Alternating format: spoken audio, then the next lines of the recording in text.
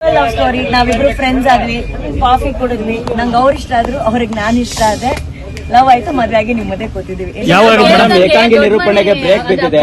ದೊಡ್ಡ ಅಭಿಮಾನಿ ಅಂತ ಅವರು ಅಪ್ಪು ಸರ್ ಅವ್ರನ್ನ ಬಹಳ ಇಷ್ಟಪಡೋರು ಅಂಡ್ ಶ್ರೀದೇವಿ ಅವರ ಬಹಳ ಆತ್ಮೀಯ ಸ್ನೇಹಿತರು ಅವರು.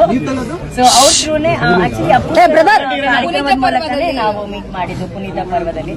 ಸೊ ಒಂದು ಲೆಕ್ಕದಲ್ಲಿ ಅಪ್ಪು ಸರ್ ಚಾನ್ಸ್ ಇಲ್ಲ, ಒಂದ್ ನಿಮಿಷ. ಸೊ ಹಾಗಾಗಿ ಅವರ ಇರುವಿಕೆಯಲ್ಲೇ ನಮ್ಮ ಮದ್ವೆ ನಡೀತು. ಅಂಡ್ ಎಲ್ಲಕ್ಕಿಂತ ಹೆಚ್ಚಾಗಿ ಇವತ್ತು ನಮಗ್ ಬಂದ್ ಬ್ಲೆಸ್ ಮಾಡಿದಂತಹ ಶಿವಣ್ಣ, ಗೀತಕ್ಕ ಅವ್ರಿಗೆ ನಾವ್ ಯಾವಾಗ್ಲೂ ಚಿರಋಣಿ ಆಗಿರ್ತೀವಿ. ಜಗದೀಶ್ ಸರ್ ಆಗಿರ್ಬೋದು, ಅಥವಾ ನಮ್ಮ ಪ್ರೇಮ ಮ್ಯಾಮ್ ಆಗಿರ್ಬೋದು, ತಾರೋನ್ ಸುಧೀರ್ ಅವರಾಗಿರ್ಬೋದು, ತಾರಾ ಅಮ್ಮ ಆಗಿರ್ಬೋದು, ಅನು, ರಘು ಮುಖರ್ಜಿ, ನಿಷ್ಪಿಕಾ ಎಲ್ಲ, ಅಂದ್ರೆ VP sir, Hamsalekha sir, Arjun sir, ಇವರೆಲ್ಲರಿಗೂ ಧನ್ಯವಾದಗಳು. ಅವರೆಲ್ಲರೂ ತುಂಬಾ ಬಿಸಿ.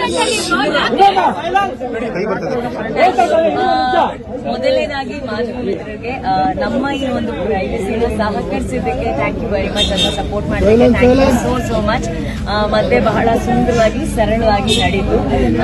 ಬಹಳ ಕಡಿಮೆ ಜನರ ಜೊತೆ ಒಂದು ವಿವಾಹ ಆಗ್ಬೇಕನ್ನೋದು ನಮ್ಮಿಬ್ರು ಆಸೆ ಆಗಿತ್ತು. ಹಾಗಾಗಿ it was a very simple wedding. ಇವರ ಹೆಸರು ರೋಷನ್ ರಾಮಮೂರ್ತಿ ಅಂತ ಹೇಳಿ ಖುಷಾಲಾಗಿದೆ.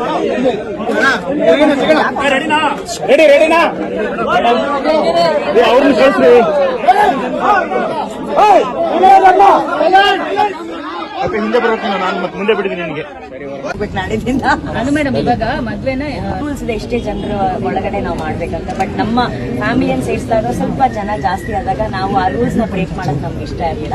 ಬಟ್ ಇದು ಆಲ್ಮೋಸ್ಟ್ ಮಂತ್ರ ಈಗಲೇ ಸಲಹೆ ಏನಿಲ್ಲ. ಬನ್ನಿ ಊಟ ಮಾಡೋಣ. Okay, thank you.